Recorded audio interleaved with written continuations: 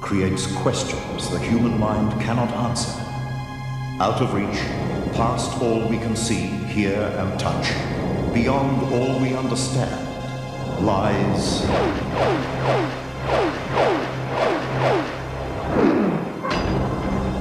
the extraordinary.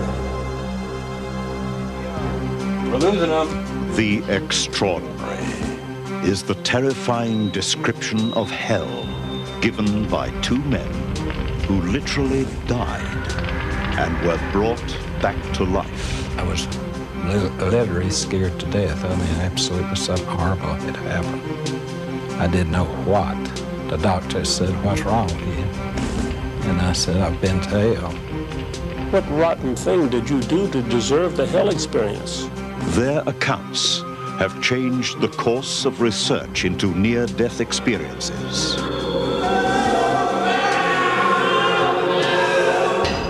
It is the night a plane crashed to earth in the crowded suburbs of Melbourne. To one man, the disaster came as no surprise. He'd told people it was going to happen. Everyone at work actually said, you know, you must be psychic. I was so amazed. I was telling my husband, I was just completely dumbfounded that it actually happened. It is the night actor Lou Gossett Jr. was visited by his deceased 116-year-old grandmother. She said, "Don't you ever give up. How many times I tell you, you just trust in God." And I felt it, so maybe it was her upbringing, but I felt like in my dream, she was there and said that to me. And she gave him his map to stardom. The extraordinary is the chilling appearance of British actor John Le Mesurier in Sydney after he died. I wasn't worried or anything. I just thought, oh, this is interesting. I mean, I haven't had a lot of supernatural experiences in my life, but I know he was there. A vision witnessed by movie expert Bill Collins and his wife, Joan. Just some of the stories that lie beyond our normal understanding. Tonight on The Extraordinary. Bill Collins' amazing experience a little later. Good evening, I'm Warwick Moss. Among the medical cases of people who have died and come back to life, there are countless stories of finding peace, of being welcomed by a brilliant white light. The researchers call these near-death experiences. The religious and scientific communities are divided as to whether they are hallucinations or actual encounters with the afterlife. But there's been an eerie development in this research. Documented near-death cases who report not a white light, but fire and pain. People who believe they went to hell and back.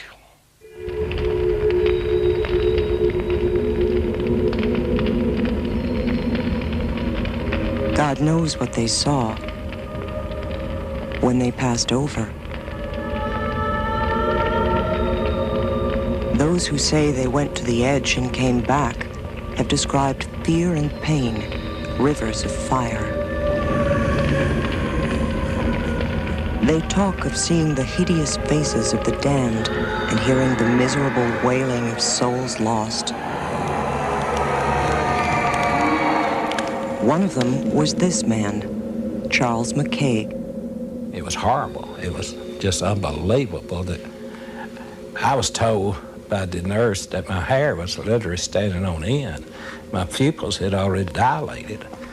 And everybody in the room knew I had a great fear.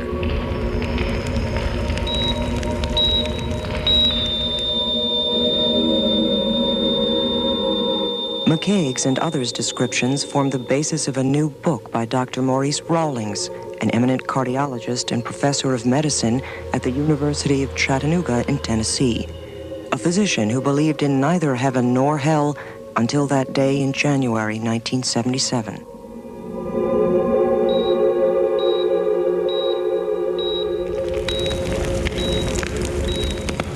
I could see there were hell experiences.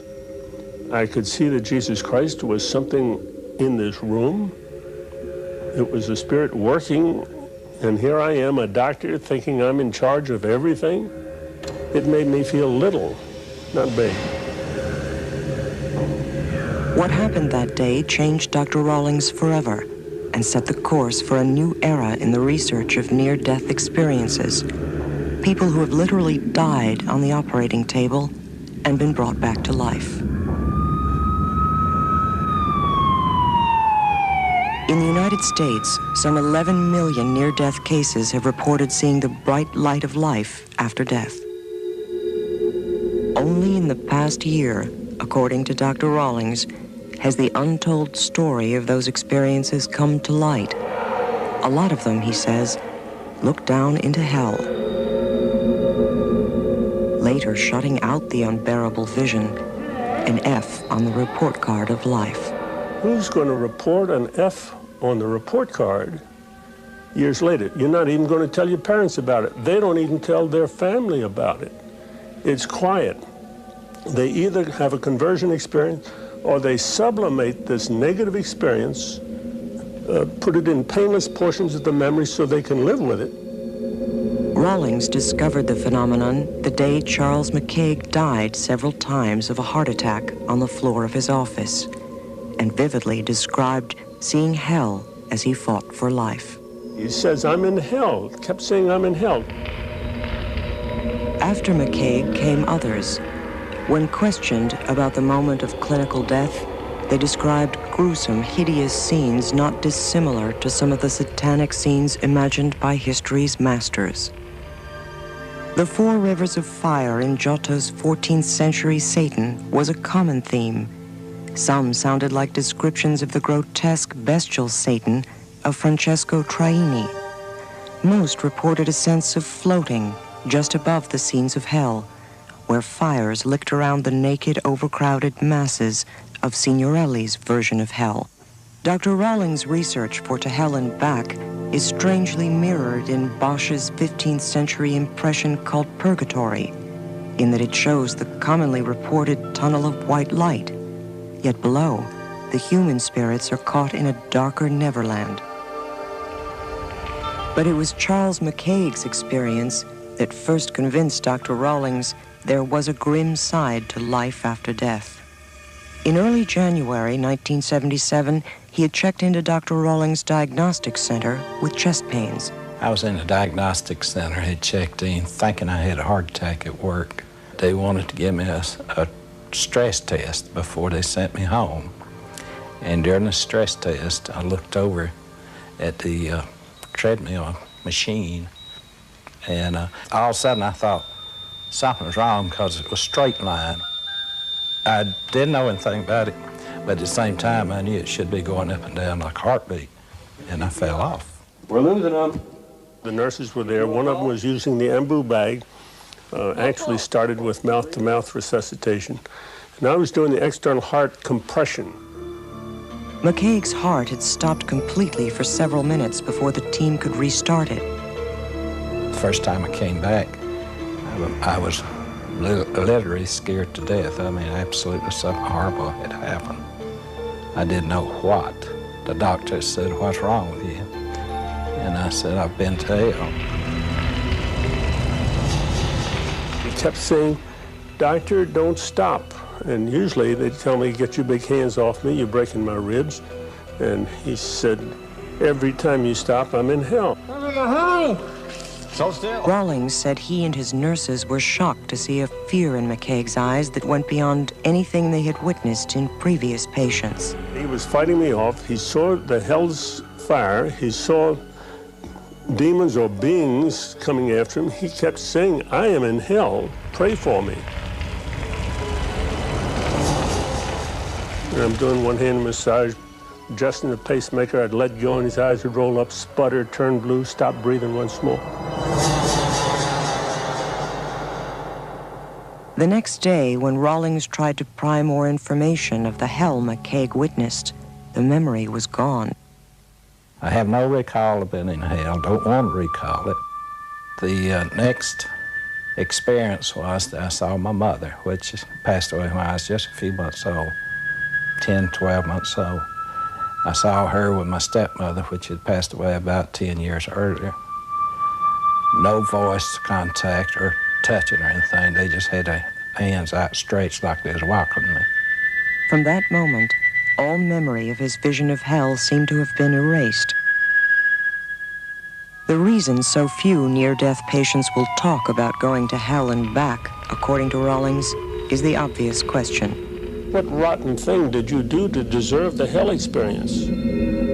But one man, Ron Reagan, has told the whole incredible story of his visit to hell and back, and the reason he deserved to be condemned. We'll be back with the man who went to hell in just a minute. All around me, I could smell the burning like an electric welder.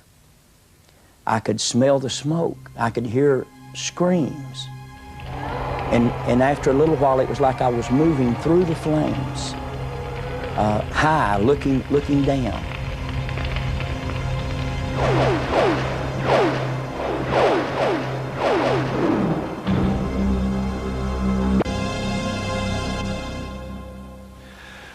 Of the growing number of eyewitness accounts from people who saw the fire of hell, none is more disturbing than the story told by ex-criminal William Ronald Reagan. This is his story of his voyage to hell and back.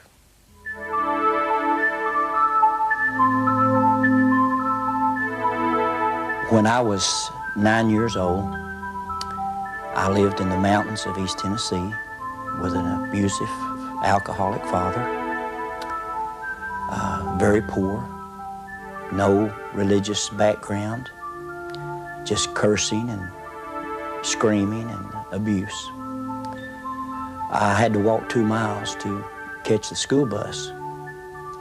A widow lady called me aside one day and said, "I have a gift for you."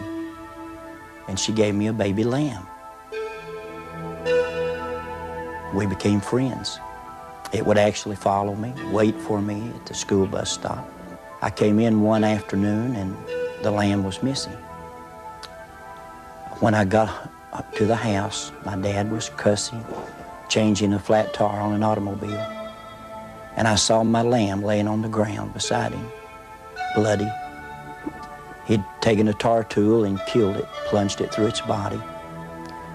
At 9 years old, I began to scream and run into the hills, screaming, "He's killed my lamb." At that point in my life, I just became full of hatred and violence. I didn't understand it. I was a runaway by the age of 12 years old in the juvenile system. And by the age of 15, I was in reform school for manslaughter. And I'd stolen an automobile and running from the police, had an accident, people were killed.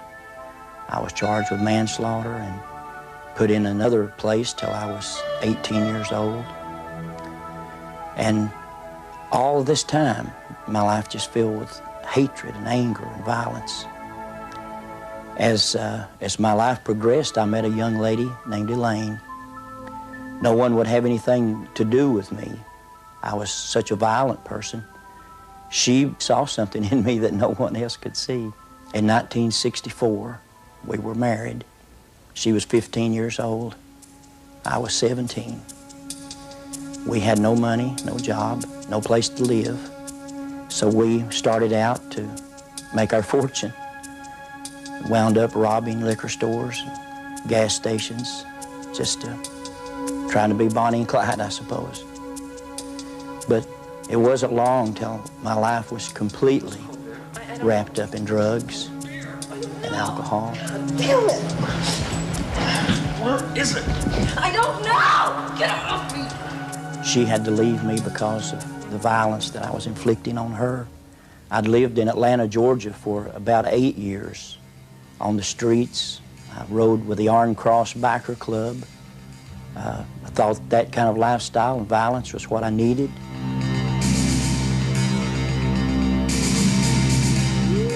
Grandma! Grandma! Come on. come on. Get this way, get this way, get this way. Come on, come on. Yeah, I know. Grandma.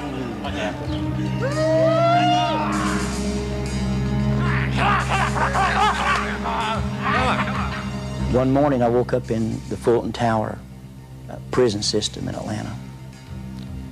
And they came to me and said, we've arrested you so many times for violence, for shooting, for brawling, but now we're going to interrogate you over the murders that have been taking place here in Atlanta.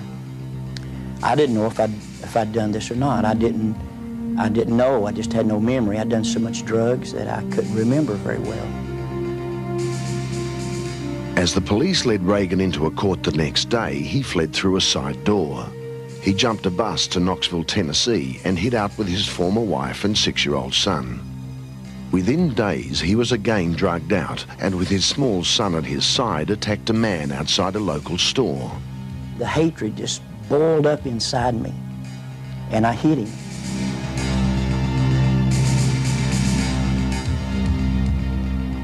And when he got up with a broken bottle, he started stabbing me. And I lifted my left arm to try to keep the wounds from hitting my face. He severed the biceps muscle, the ligaments, the main artery, severed an artery in my leg.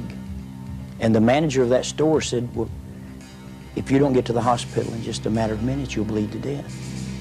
And my little son saw all of this. You know, here he is, just 5, 6 years old, hysterical. Several minutes later, in the back of a speeding ambulance, Reagan died and looked down into hell. The paramedic in that ambulance looks in my face and said, sir, do you know the Lord? And I didn't know what he was talking about.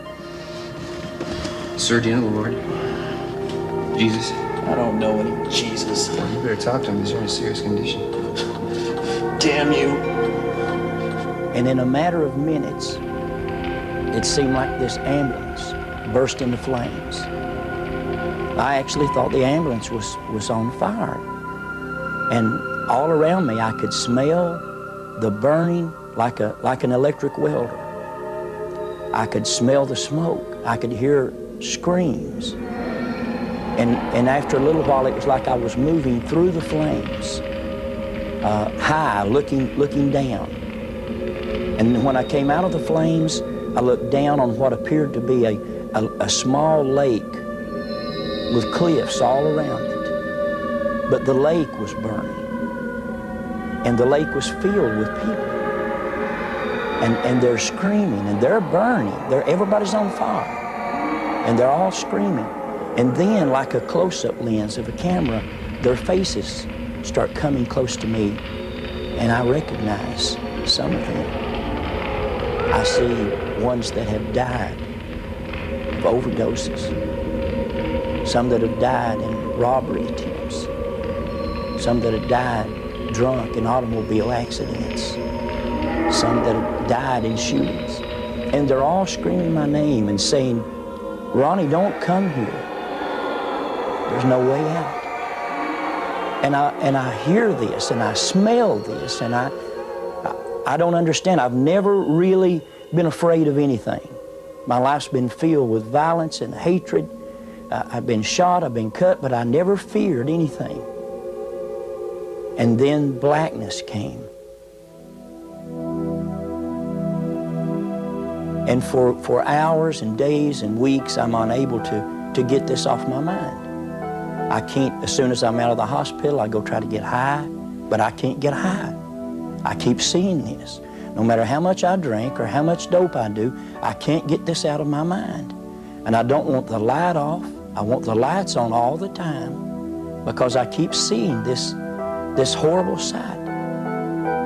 The next morning, Reagan's wife convinced him to go with her to church. And a man gets up to talk, and I don't know a Bible from a church pew.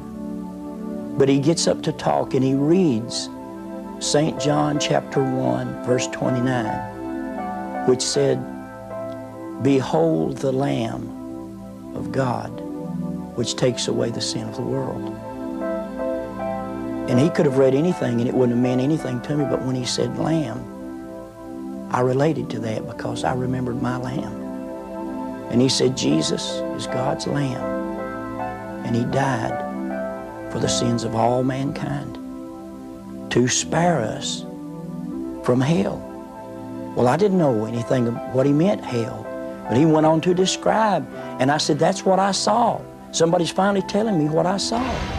I didn't know how to pray. I wasn't religious, but this was what I said. God, if you're real, and Jesus is real, and all of this is what you're trying to tell me in my life, then please kill me or cure me, because I can't live. I'm a worthless dad. I'm a no-count husband. I can't hold a job. Please, God, cure me or kill me. And that morning, I cried like a dam burst inside me. Not since I was 9 years old, and all of the pain and the hate and the anguish came out of me. And that's been 22 years ago. And that very morning, I felt that I should tell this to other people everywhere and anywhere I have the opportunity. And today, I'm still telling the story.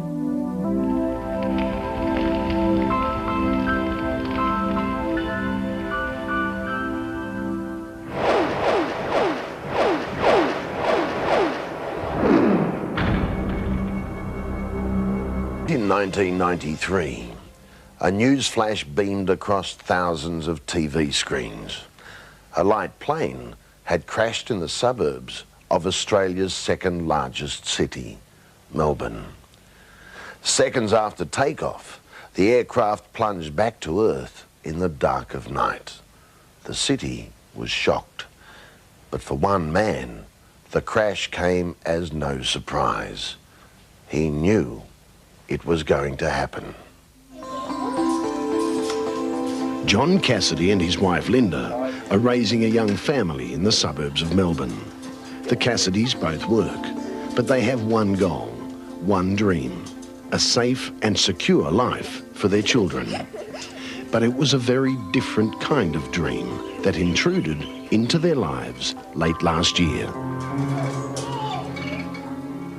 Friday the 3rd of December, in the early hours of the morning.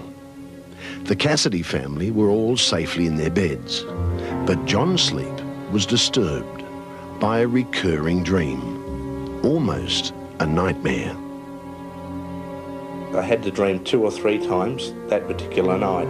It was as clear as bell. I was actually talking to someone through the dream, telling them about the plane, that it was coming down, and whoever in my dream that I was talking to, I was saying that, you know, it's all right, you know, no one's died, it's landed near houses, and, you know, there was a flash beforehand. But all I could really say, it was a small plane, but I really don't know how many people were on it, but it wasn't a great big jumbo jet. It was definitely a small plane. Like any other household with children, that Friday morning at the Cassidys was hectic. And John came in to me, and being typical Friday morning, I've got children to get ready for school and kinder and shopping to do. I don't have much time for husbands with their dreams as well. But he did come in and say that he did have a dream, that there was going to be a plane crash, and I said to him, oh, that's fine, because we've just come back from holidays and we're not going anywhere, so it doesn't affect us at all. I actually went into it a little bit more with my wife, and just telling her, you know, that there was no one hurt, and the pilot was the only one that was slightly hurt. Didn't think any more of it. I actually went to work, and in the afternoon I actually brought it up just out of the blue. I said to Lisa and a few of the others at work that there was a light plane crash that was going to happen on the weekend. One of the colleagues who heard John recount his dream had a special reason to sit up and take notice. Even now, Lisa Bullock can remember the details. The plane crash that happened near an airport and on houses, and why I took a lot of notice was because my little sister was flying to Queensland that morning, and so it frightened me a little bit, but he said it was a light plane, a small plane, not a big plane. So that was how I first found out about it. By Friday night, all thoughts of the dream had completely slipped from Linda Cassidy's mind. I was sitting here doing bookwork and I had the television on in the background, and I did hear those news flashes that come across, and I heard one of them but just came in on the very tail end and missed it, and I sort of thought, did I hear something about a plane crash? And then I got the hour later and heard about it, and I was quite amazed. De Havilland Dove had smashed into another 4 houses. John?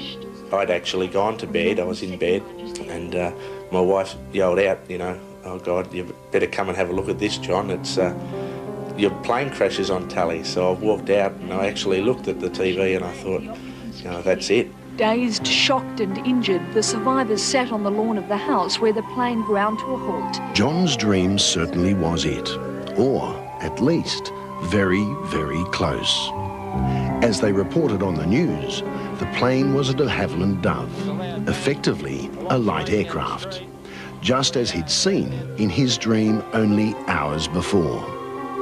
It had taken off from Melbourne's Essendon Airport at 8:38 that night. Minutes later, it was in trouble. The undercarriage clipped a power pole. There was a shower of sparks. The flash in John Cassidy's dream. Then, the de Havilland Dove, with 10 people on board, crashed into a street not far from the airport. Miraculously, no one on board, no one on the ground was killed. A point that John Cassidy had made over and over to his wife and his workmates. To determine the cause of the accident. Even my wife was very, very shocked with it, because I had told her about it during the day and it happened that night. She thought it was very weird. Everyone at work actually said, you know, you must be psychic. I was so amazed. I was telling my husband and I was just completely dumbfounded that it actually happened. And it was so much, more or less exactly what John said at work that day. Since then, John Cassidy has had another dream or two, and he's convinced there'll be more in the future. Next time, though, you can be sure the initial reaction from his wife and friends will be a lot more positive. I am sceptical about this type of thing, but John's dream has come true, so therefore there has to be something to it, and I don't question it anymore. I just listen to his dreams.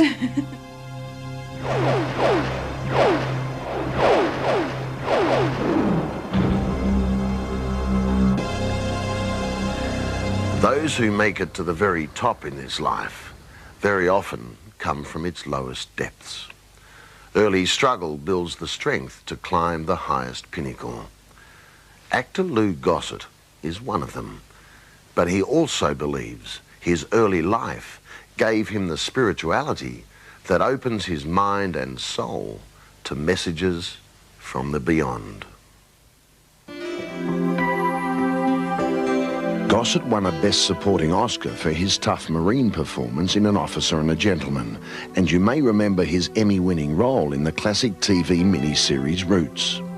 These roles were as opposite as the stages of Lou Gossett's life, a series of roller coaster highs and lows that have left him a deep sense of fate and the uncontrollable path of man's destiny.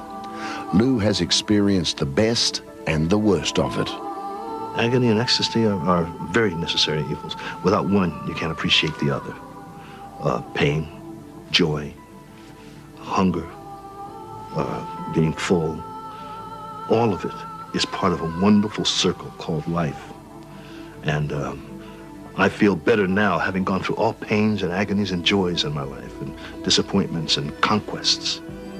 Today he has a spiritual grasp on life's meaning that comes not only from the experience, but encounters with the other side. Gifts fall in our path. I believe that. And I believe that there is a divine order in that way. And if we stay in that kind of focus, we recognize them as they come. And each one is a crossroads. One of those gifts presented itself on a gloomy day in 1985. Well, I had a pretty successful life, artistically. My life personally was alone, very lonely kind of life. There's a certain time in your success when you have no time for dates, no time for almost your friends. You have to keep the blinders on, and while you're on a roll, do it. And it was one of those days, and I had my son. He was approximately 11, 12 years old, and he was kind of lonely too because nobody visited him. He was a star's son, and he couldn't figure out whether they were his friends for real. Or... So that was my oldest son, and my friend David Hartman was on Good Morning America, and they had this series of hungry and homeless children in the big cities of America. I don't know why it didn't occur to me that there's at least 1 million in every big city, at least. They were in St. Louis, and a reporter saw this kid, and he was throwing stones in this little pond. And she surprised him and put a microphone in his face and said, if you had a wish, what would it be? And he said, with a very grown-up face, I want something to eat every day and someplace to stay. So my heart went out, and I made the calls to all the guys. I said, hey, why don't we get together and have this benefit and raise this money for all these children so that we can go to the supermarkets and make sure that they have food, and we can go to the clothing store and make sure they have clothing, etc. Medicine. Because I believe that the bottom line in any civilized country, especially America being the richest, the bottom line for every student and every person in America is free education, free medicine, free shelter, clothing, and love. That's the bottom line. Everybody should start there, and then go from there if you want. So we had that concept, and they said, okay, you go and meet him, and we'll start the thing. So I went out there, and that was the mistake I made. I met him. It was then that something automatic and far greater took over. And so I met him in this hotel room, the Chase Hotel, in this suite, and he had this brown paper bag and a sweater, very neat. And I looked at him and I said, you want to live with me? He said, yeah. And of course I asked permission of my oldest son, who was very lonely. He said, yes, please. And now those two are kind of inseparable. They miss one another because the oldest guy is in college now. But that was 11 years ago. My life has been blessed, has not been easy, but it's been totally exciting.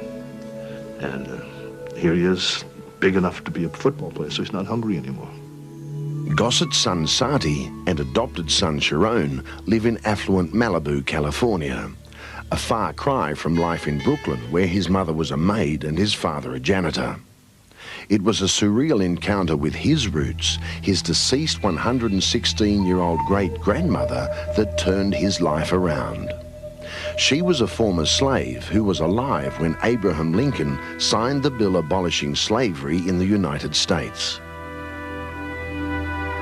The matriarch was my great-grandmother, who died at approximately 115, 116 years old. So my spirit guide, if you want to call it that, is my great-grandmother, Grandma Ray.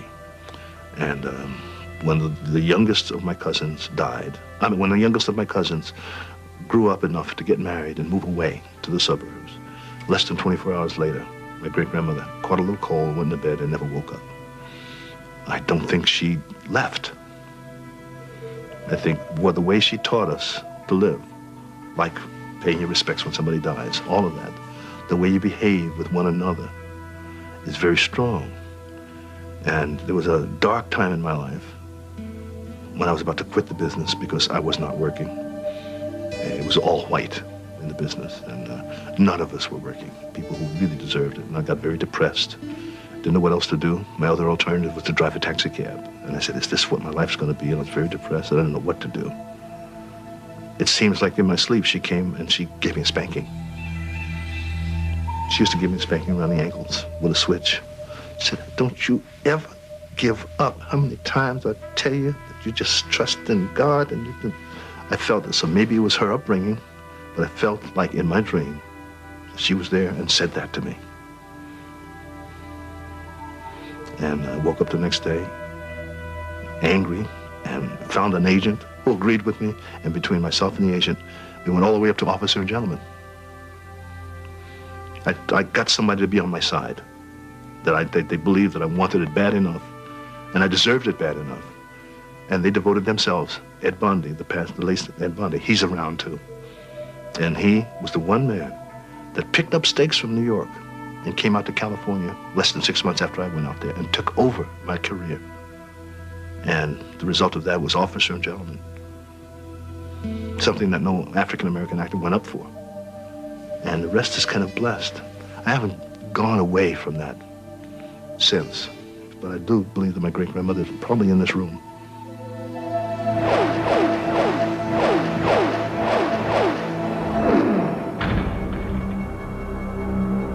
How would you feel if you were deep in conversation with someone when that person's very famous but very dead husband suddenly appeared standing behind her?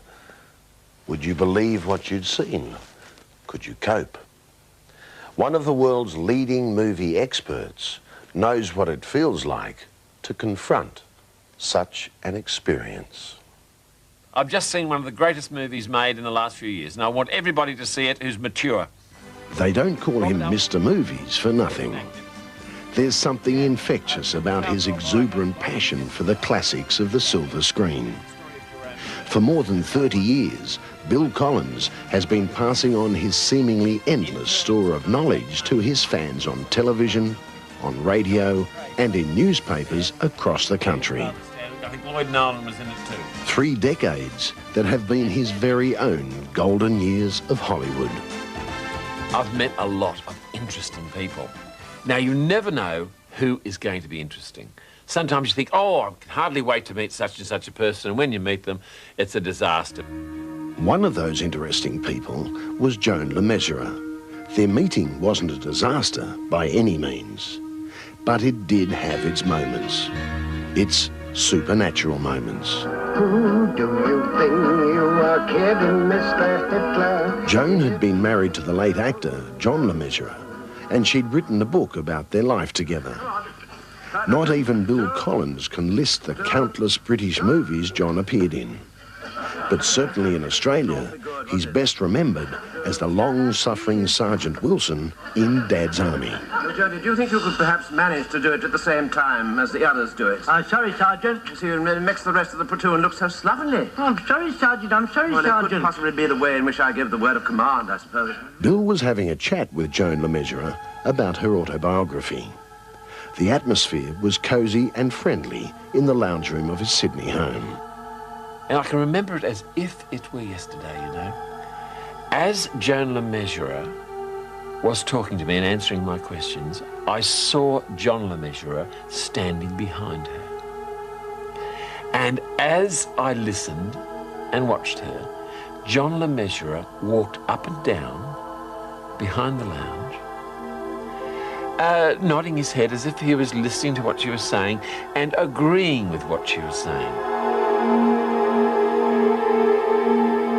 John Le Mesurier was dressed in a kind of formal, casual way that one expects an English gentleman to dress.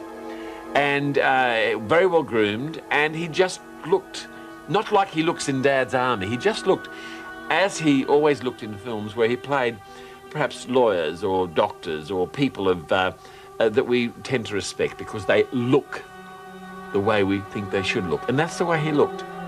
I wasn't worried or anything, I just thought, oh, this is interesting.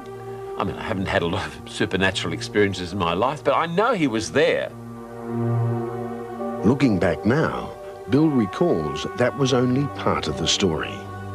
After Joan Le Mesurier left, Bill and his wife, coincidentally another Joan, were talking about the interview. And I looked at my wife and I said, you may not believe this, but I've got to tell you something. You'll never guess what happened while I was talking to Joan Le Mesurier. And my wife, Joan, said to me, you saw him too, didn't you? She'd seen him as well. She saw him walking backwards and forwards behind the lounge, listening to Joan tell me about him. And that was the creepy bit, that Joan had seen him too, and we'd both remained quite calm and chatty and hadn't mentioned it, and there you are. Bill finds it hard to explain, but thinks that probably he was too taken aback to mention the mysterious appearance to Joan Le Mesurier. Nevertheless, he has a sneaking suspicion she may have felt it too, especially when you consider the dedication she wrote to Bill in his copy of her book. She said, we have connected. She had a lovely, exhilarating visit with us, and I thought, well, you certainly did. And it wasn't just you. We'd connected with John LeMessurier as well. So that's one of the most memorable experiences I've ever had of something that's extraordinary. And I treasure that very much because it seems to me that to have an experience like that is almost an honour, you know? I thought, I just had this feeling that he must have felt comfortable to be there with us because he looked content. I won't say he looked exhilarated or happy, he just looked content. And I was very pleased at the whole thing. Bill Collins is just one of the many well-known names who have had puzzling encounters with the unexplained in the past. Over the coming weeks, we'll meet some of the biggest names in the entertainment world and hear their personal stories of the things that have changed their lives. People like Roger Moore. And I swear I left my body. And I went up above stage 12, and I was right above all the sound stages at MGM. And I was up there in the clouds looking down. I held my breath so long I was hallucinating. Linda Gray. Went like this. Through the windshield, I thought, oh my God, you know, what is happening? I was freaked out. And he said, happy birthday to you. And his hands went like that. And I thought, oh my God, what's happening to me? And Margaret. Something was taking control over their lives that they didn't want. And it's no accident. That's a very good question. And Lloyd Bridges. It got kind of eerie, the whole thing, and my wife and I decided not to do it anymore because it got, you know, some of the things that happened were just amazing.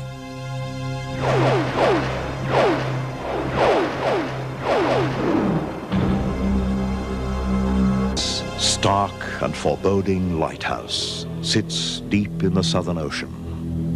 To many, it means safety and a steady course.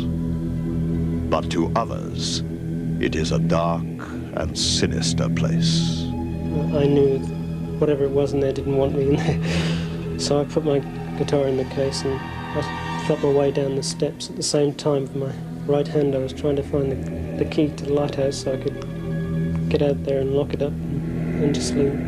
I felt uncomfortable there. The ghost that inhabits the lighthouse on Kangaroo Island. I wouldn't go and stay the night there again. An untold story. Next time. 4 hours that changed 2 lives. More on that next time. Before we go, if you'd like us to investigate a story, write to The Extraordinary, Post Office Box 462, Newport Beach, Sydney, Australia, 2106. Now another upcoming story. It's from veteran Hollywood actor Mickey Rooney, a man who knows more about the ups and downs of life than most. For now, good night. See you in the future. And I looked, and he was looking at me.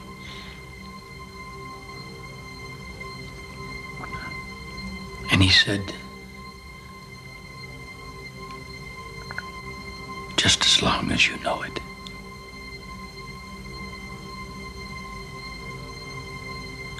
And I looked down and looked back, and he was gone.